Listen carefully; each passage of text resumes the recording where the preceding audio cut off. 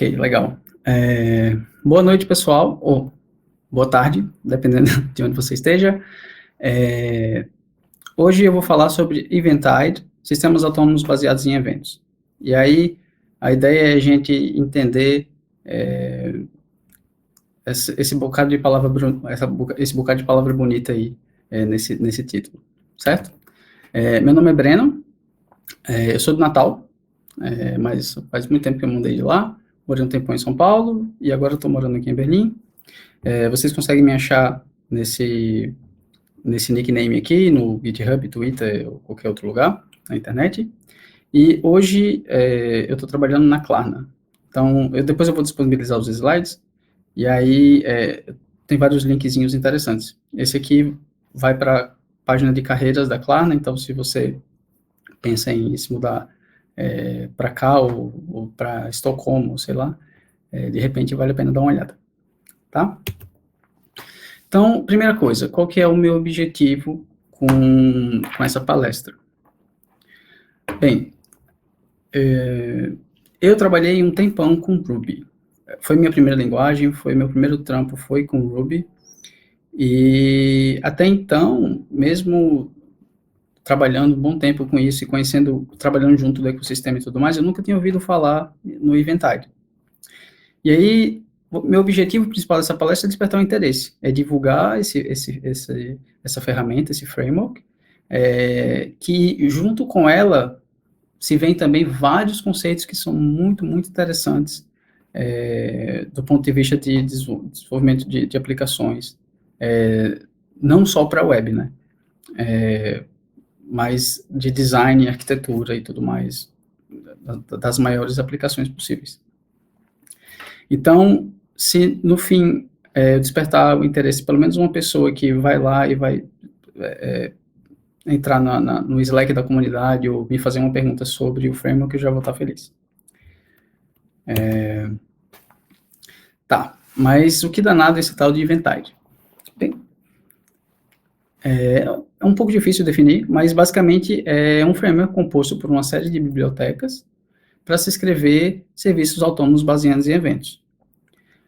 O Scott e o Nathan foram os caras que criaram, eles são norte-americanos, e eles trabalhavam com consultoria, e para resolver um determinado problema, eles trabalhavam geralmente com essas empresas do mercado financeiro, e para resolver alguns dos problemas, eles começaram a implementar o framework, começaram a usar em alguns desses clientes, e depois de alguns anos usando, eles disponibilizaram o código. Então, hoje é um projeto open source e tudo mais, e apesar de ser mais ou menos novo, acho que tem, não sei, por volta de 3 anos, que o código é aberto, já está rodando em produção há um tempão, em vários cenários. E uma coisa importante dele é que ele é baseado em eventos. Então, geralmente a gente pensa frameworks, a gente já pensa num framework web, como o Rails, ou como o Hanami, ou outros frameworks Ruby, para escrever aplicações web, que a API, a JSON, renderizando views, esse tipo de coisa. Aqui não, aqui a gente vai lidar com eventos, então a gente não tem HTTP como um meio de comunicação. Então, como é que funciona? Basicamente, a gente tem essa coisa chamada de Message Store. Uma implementação desse Message Store é esse MessageDB, aqui, de maneira que a gente tem diversos componentes que são as nossas aplicações, que são a nossa lógica de negócio, que está lá codificada, se comunicando através desse MessageDB. Então, ao invés dos componentes se comunicarem entre eles diretamente, eles se comunicam por meio desse MessageDB. E daí que a gente vem com autônomos, porque um componente, ele não depende do outro estar rodando para funcionar. A partir do momento que eu tenho o MessageDB, que eu consigo escrever lá, né, lembrando que o MessageDB é uma coisa que a gente tem vários mecanismos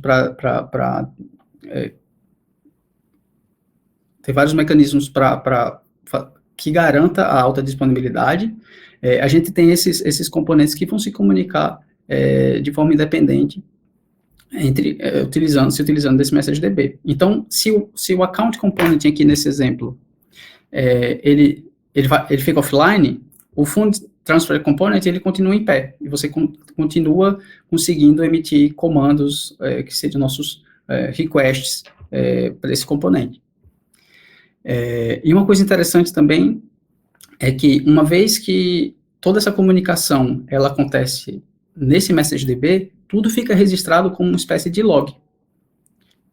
Então, a gente consegue ler esses logs e projetar depois visualizações, e a gente consegue construir essas visualizações das mais diversas formas possíveis para cada caso, que fique fácil, pode ser um relatório, pode ser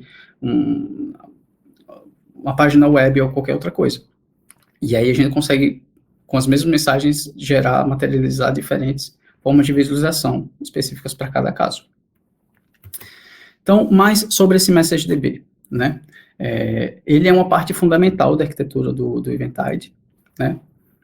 Originalmente, eles chamavam de Message Store, e o Message Store é o conceito.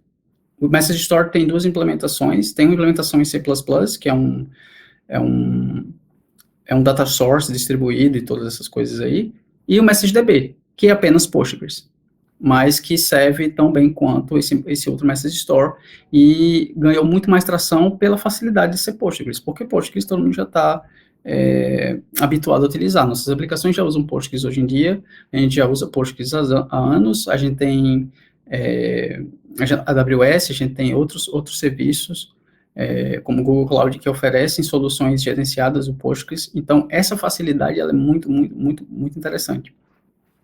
E aí, basicamente, é esse banco com uma tabela, essa tabela chamada Messages. E, basicamente, isso. Ele é como se fosse um plugin para o Postgres, então, é uma série de funções, essa tabela, um esquema, que você executa e instala no seu Postgres, e só não é um plugin por questões de distribuição, porque se a gente distribui como um plugin, é muito difícil ter um plugin que você pode instalar, você tem o direito de instalar dentro de um RDS da Amazon, por exemplo. Então é muito mais fácil a gente disponibilizar ele na forma de scripts, e para rodar nessas plataformas gerenciadas. Aqui a gente vai dar uma olhada em como que essa tabela de mensagens. Então, é só uma tabela de banco normal. Então, a gente tem um identificador para cada mensagem, a gente tem o nome do stream, a gente tem um tipo da mensagem, a gente tem a posição dessa mensagem com relação ao stream, a gente tem a posição da mensagem de forma global, né, de todas as mensagens que estão sendo inseridas aqui, a gente tem data. O que seria essa data?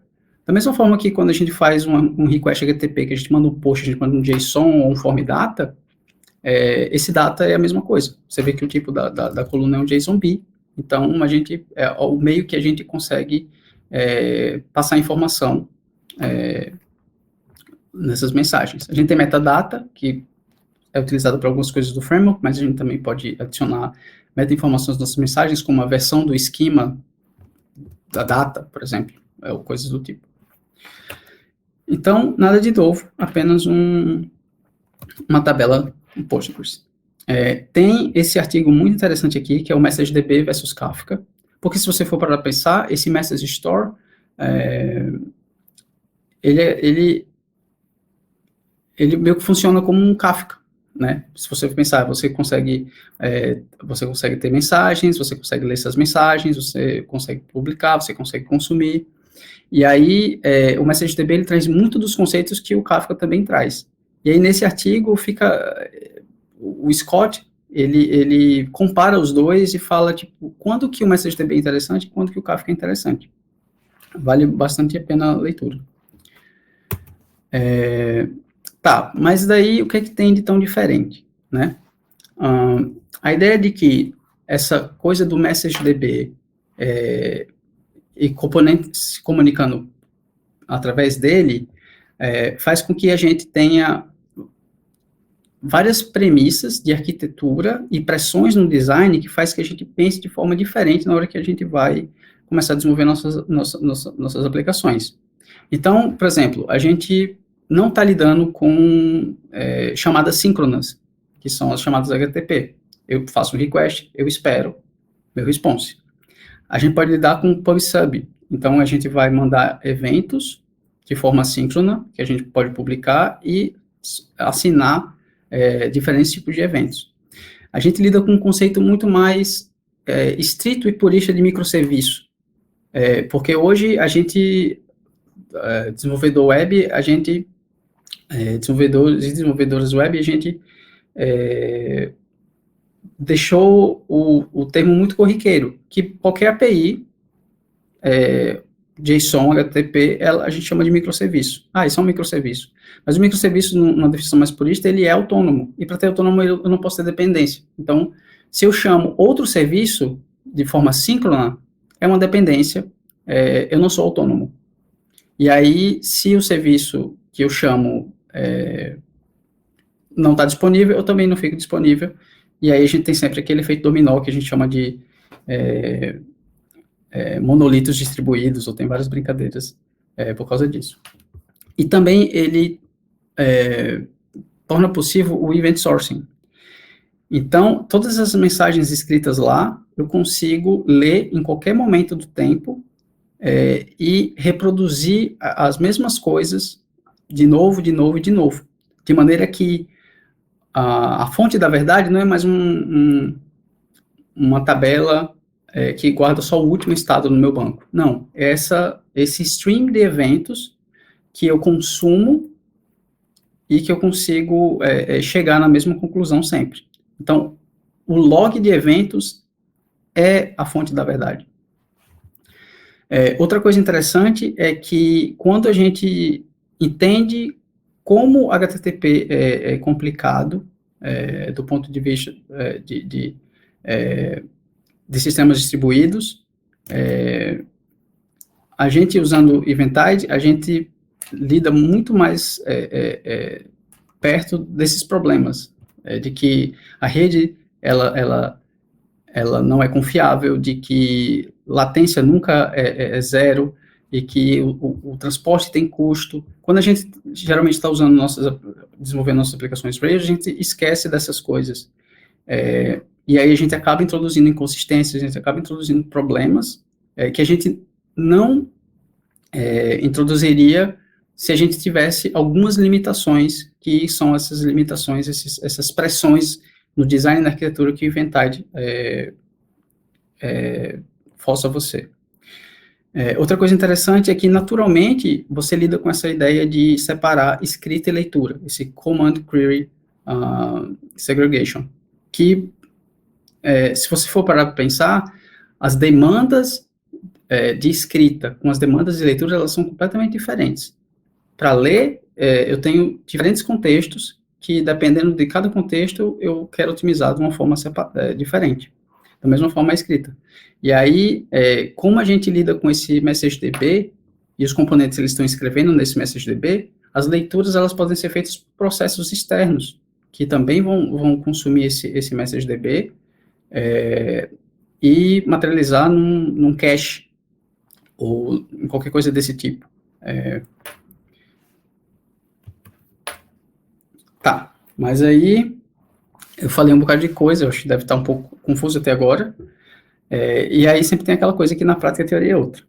Então, a gente fala, é bonito, é isso aqui, é aquilo, mas aí na hora de fazer, tem vários dos problemas que só aparecem na hora da prática.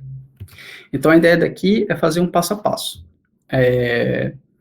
Então, eu vou estar mostrando mais ou menos como funciona, e a ideia é que, enquanto eu mostrar, eu vou estar abordando vários conceitos, várias definições que o Eventide utiliza. Vários componentes, várias coisas. Porque eu achei que era a melhor forma de apresentar isso e entender. Porque se eu ficar só falando os conceitos, eu acho que é um pouco difícil de visualizar. Então, a gente vai usar o exemplo clássico do Eventide, que você pode encontrar esses exemplos nos repositórios deles, tem documentação também indo passo a passo com exercícios e tudo mais, que é de um sistema de contabilidade. Então, a gente tem conta, a gente consegue depositar dinheiro, a gente consegue retirar dinheiro, a gente consegue transferir dinheiro de uma conta para outra. Esse é o universo, tá? Então, a primeira coisa que a gente vai fazer aqui é abrir uma conta. Tá, e como é que a gente abre uma conta? Escrevendo mensagens no MessageDB. As mensagens, elas podem ser de dois tipos, comandos ou eventos, certo? E aí, para abrir uma conta, eu vou escrever uma mensagem que é abra. E essa mensagem ela é um comando. O comando ele é sempre imperativo. Abra, deposite, retire, certo? E aí o que vai acontecer? Para abrir essa conta, eu preciso de um identificador, eu preciso da conta e do customer. Ambos se chamam RubySummit, certo? E aí eu vou executar isso daqui.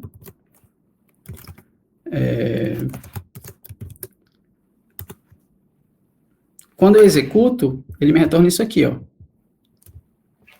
Mensagem escrita. E daí eu vou me utilizar dessa ferramenta para visualizar o que aconteceu. Olha só. Aqui a gente está visualizando os streams. Isso aqui é um stream. E isso aqui também é um stream. O stream, ele é composto pela categoria e pelo identificador. A categoria, ela pode ter um subtipo. Então, os comandos, essas coisas imperativas que eu falei, abra, eles são de um subtipo. Mas eles também têm identificador. Então, se a gente ver também aqui, tem uma setinha que liga esse comando aqui para esse evento. O evento ele é sempre no passado. Então, aqui é aberto. A conta foi aberta. E aí, se a gente for ver aqui, tem esse causation message stream name, que é exatamente o stream do comando. Então, o comando, ele desencadeou esse evento aberto. Então, você começa a entender mais ou menos como o inventário funciona. Alguém mandou, a gente pode estabelecer esse paralelo, é fácil de entender, gente. Alguém mandou um post para esse endpoint open. Eu retornei um response que é aberto, com a informação, com o tempo, com a data que essa conta foi aberta. Certo? Daí, a gente vai agora depositar o dinheiro. Vamos lá. Aqui eu vou depositar. Uma coisa que vocês podem estar se perguntando é o que são esses controls. Controls são controles, sabe? Quando a gente, sei lá, coronavírus, né, gente? A gente vai fazer o teste da vacina do coronavírus. A gente tem que ter um grupo de controle. Então, para todo teste que a gente vai fazer, a gente tem um grupo de controle que é para eliminar as influências externas que a gente não tem controle. Então, a ideia é basicamente essa.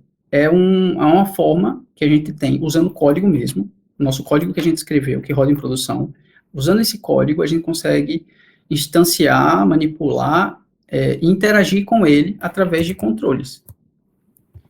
Então, é só uma classe que vai criar uma instância de depósito, vai escrever dentro do MessageDB, de maneira que eu consigo interativamente exercitar o meu software, porque isso é uma coisa que acaba acontecendo, por mais que a gente tenha testes automatizados, a gente exercita o software, a gente testa, a gente não testa, a gente exercita, para tentar simular algum cenário, alguma coisa desse tipo. E também é uma forma muito interessante de entender como o software funciona. Você olhar vários contextos lá no RSpec, várias acessões, às vezes é um pouco difícil de entender o que está acontecendo. Com controles também isso fica mais fácil. Então, eu estou me usando desses controles para exercitar esses exemplos através desses scripts. E aí, o que eu estou fazendo aqui? Eu gerei um depósito, um identificador de depósito, estou usando a conta do RubySummit. Tenho essa variável aqui, que é o valor, que é 100 dinheiros. E aqui eu estou escrevendo 3 vezes o comando deposit Observe que eu estou escrevendo com o mesmo identificador, certo? Na conta do Ruby Summit, 100 euros, ou reais, ou dinheiros. E também eu estou escrevendo aqui 3 vezes depósitos com identificadores diferentes.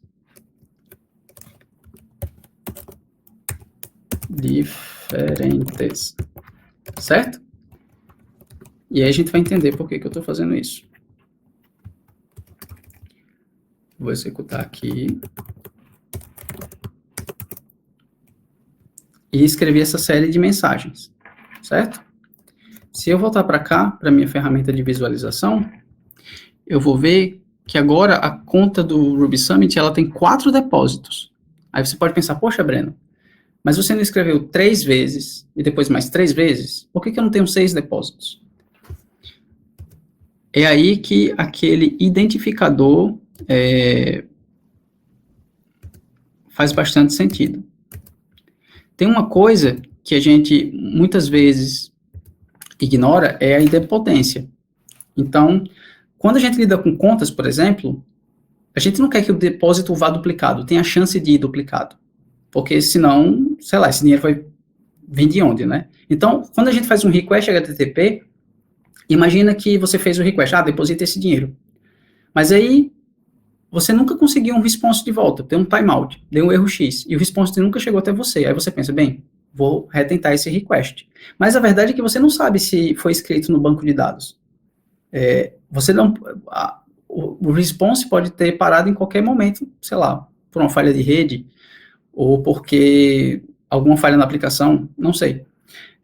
E aí você faz o request novamente, e aí você acaba com responses duplicados. Então foi o que eu tentei simular aqui.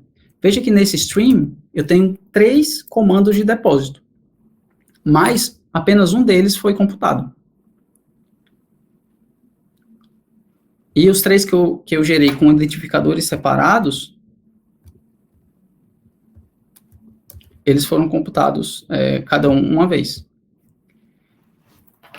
E isso, o framework, ele te dá várias ferramentas para você lidar com esse tipo de coisa, com idempotência e essas coisas que geralmente a gente não pensa na hora que a gente está usando, sei lá, Rails ou outros frameworks web.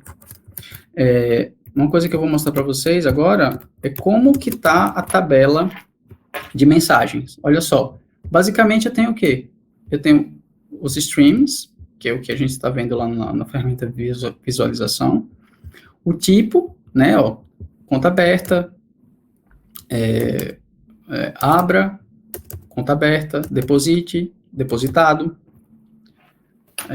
Então, se a gente olha para o MessageDB, ele é só isso, uma tabela com linhas e colunas, coisa que a gente já está habituado. Tá, mas aí o que acontece? A gente está escrevendo esses vários depósitos, mas a gente não sabe qual que é o saldo final da conta do Ruby Summit. E aí a gente tem esse conceito de projeção. O que seria a projeção? A projeção é o ato de pegar uma mensagem e aplicar essa mensagem, né, numa instância da entidade. Então, por exemplo, a gente tem uma conta, é a conta do Ruby Summit.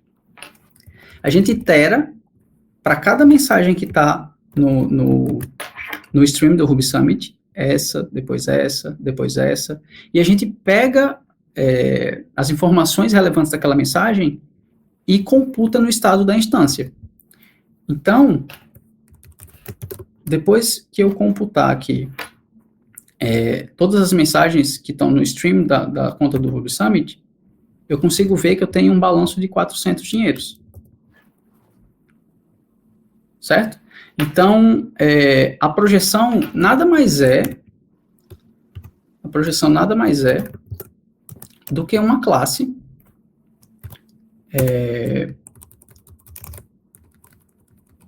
em que eu defino, olha, quando acontecer um evento desse de aberto, faz isso na instância de conta. E quando eu digo instância, é uma account.new, é uma instância da classe Ruby. Quando acontecer esse evento depositado, faz isso, certo? E aí você pode estar se perguntando agora, bem, então significa que toda vez que eu quiser saber o meu saldo, eu tenho que ler todas as mensagens que aconteceram no stream? Sim e não. Você tem que, mas aí o que acontece é que tem alguns mecanismos do Eventide para deixar isso mais ágil. Então tem camadas de cache que mantêm os streams em memória e também essas projeções finalizadas. Tem também esse conceito de snapshotting, que é como se fosse checkpoints no próprio MessageDB que são persistidos. Então imagina que eu tenho 1000 mensagens, depósitos e retiradas na minha conta.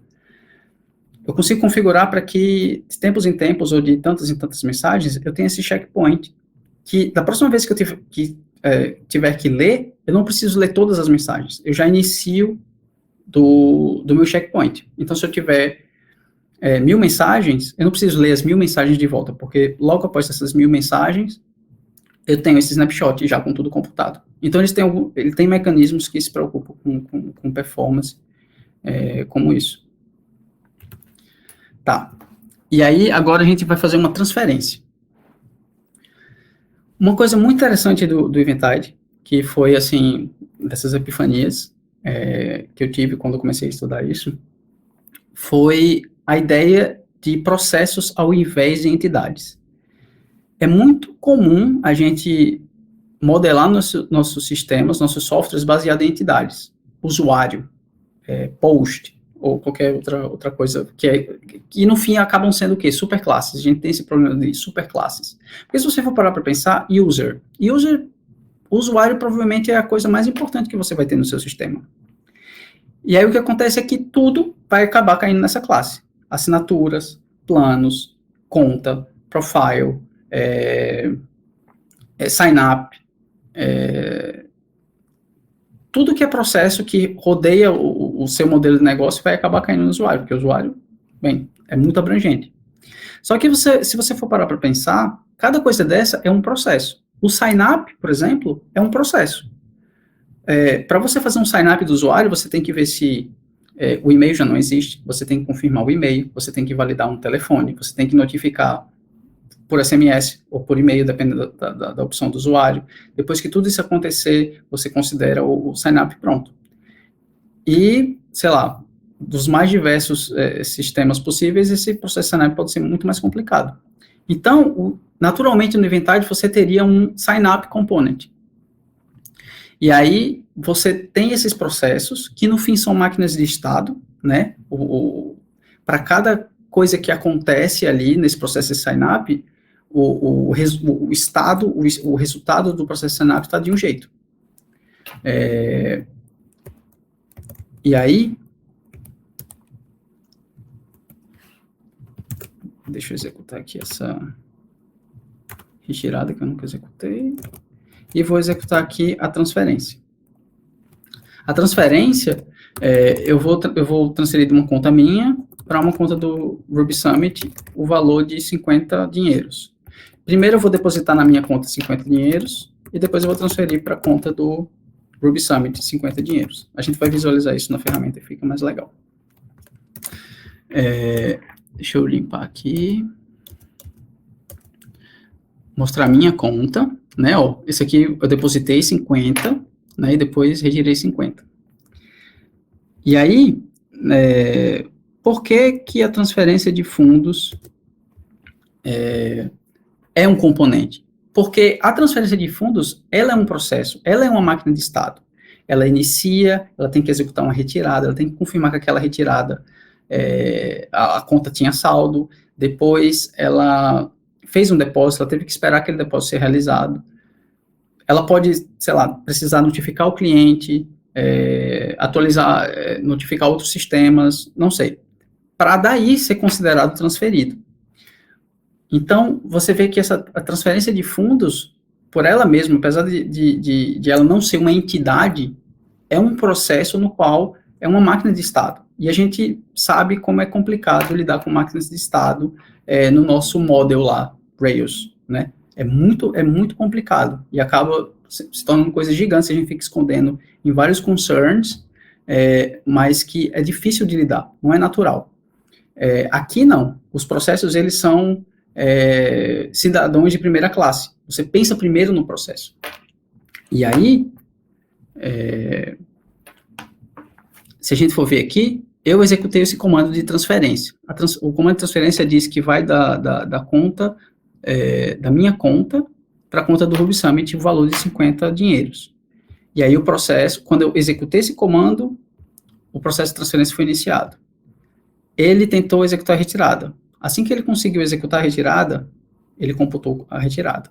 Depois, ele tentou executar o depósito. Assim que o depósito foi confirmado, ele computou esse depósito. Por isso que tem uma setinha daqui para cá.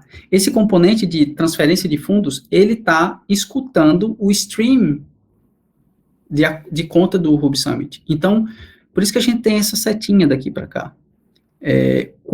Somente quando o depósito é computado, escrito no MessageDB, no stream account Ruby Summit, é que a gente escreve no nosso. Ah, tá. Escutei lá, eu vi no MessageDB que tá lá, é verdade.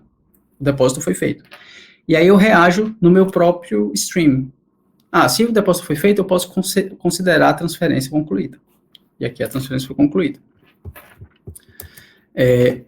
Tá. Aqui embaixo, eu tenho um exemplo de handler, que seria como a gente processa essas mensagens, esses comandos, esses eventos, né?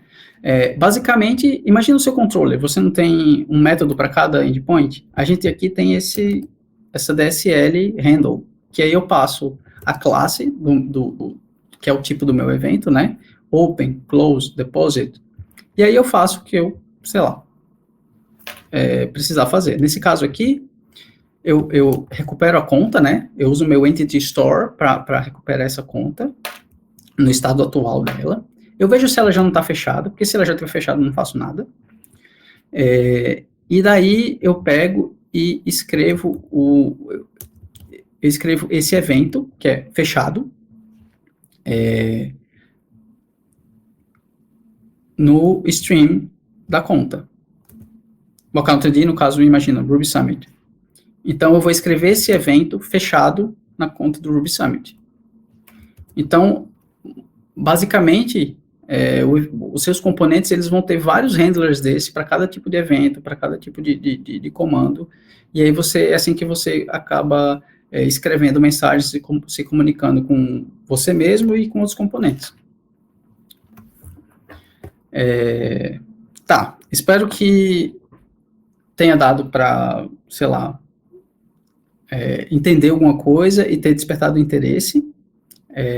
Eu sei que é muita coisa, eu demorei, sei lá, quanto tempo, enchendo o saco lá no Slack da comunidade.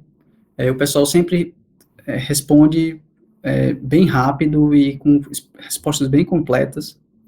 A comunidade bem inclusiva, é bem legal. A documentação é muito, muito boa, e não só você aprende um bocado do Eventide, mas também muda um pouco também várias definições suas e várias a forma como você desenvolve software. Porque essa ideia de pensar em processos ao invés de entidades, a forma como você lida com dependências, tudo isso você começa a ver um pouco diferente depois que você lê e entende algumas coisas aqui dessa documentação. Eles gostam a comunidade gosta de definir as coisas, então a gente tem tipo glossário, porque microserviço, serviço, entidade, todas essas coisas que são meio que corriqueiras do nosso vocabulário de programador ou programadora, eles acabam definindo aqui para não deixar, porque às vezes todo mundo tem uma interpretação um pouco diferente. Então vale muito a pena olhar esse glossário também, porque todos os termos que são definidos aqui no glossário, eles são usados na documentação várias vezes. Aqui tem duas palestras do Scott e do Nathan, que vale a pena ver para ter mais detalhes da motivação deles, o que é tão diferente do que a gente já faz no mundo web para esse mundo Eventide, que vale a pena ver, são bem legais essas palestras.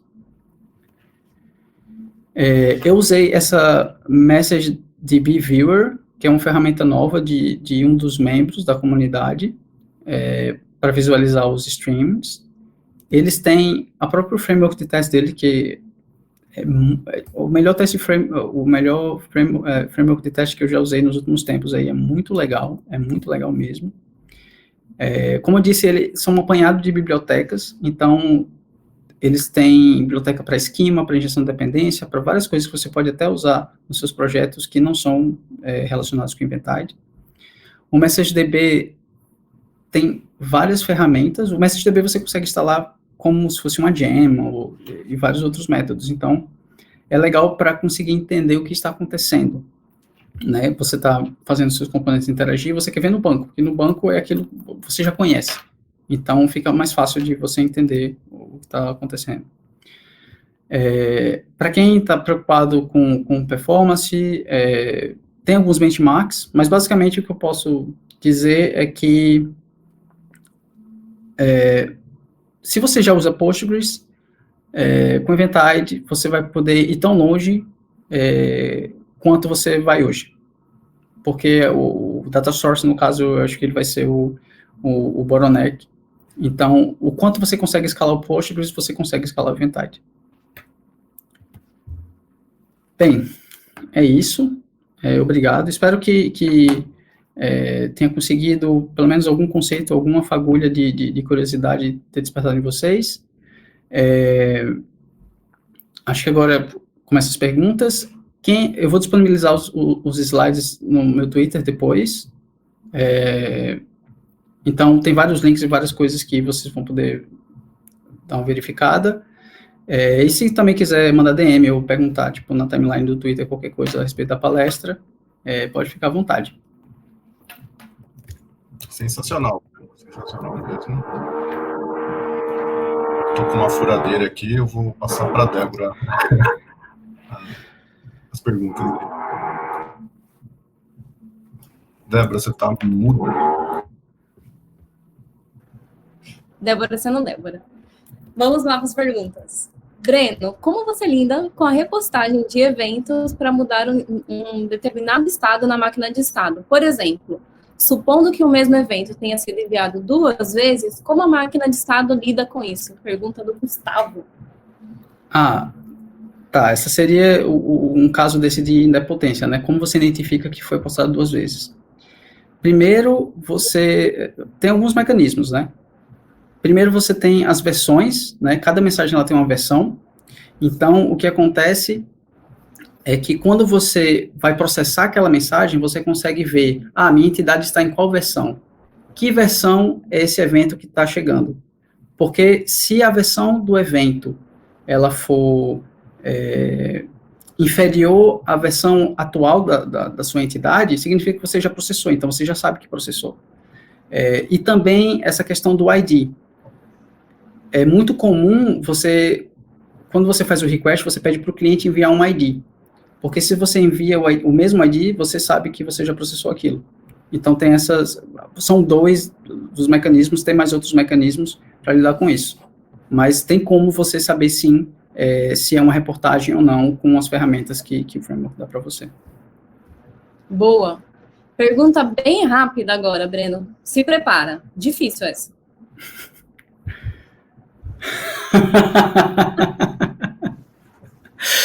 Eu não sei, eu já uso assim um tempão, eu só me acostumei. Agora, qualquer coisa que eu tento usar diferente, parece estranho. Confundido, Jonathan. Vamos lá. O Bruno Andrade, primeiro quer te dar os parabéns, e ele quer saber se existe ideia de tópicos, assim como tem no Kafka. Sim, os tópicos nada mais são do que esses streams. Como a gente tem stream name, ele poderia ser topic name, é análogo. Boa. Respondido, Bruno.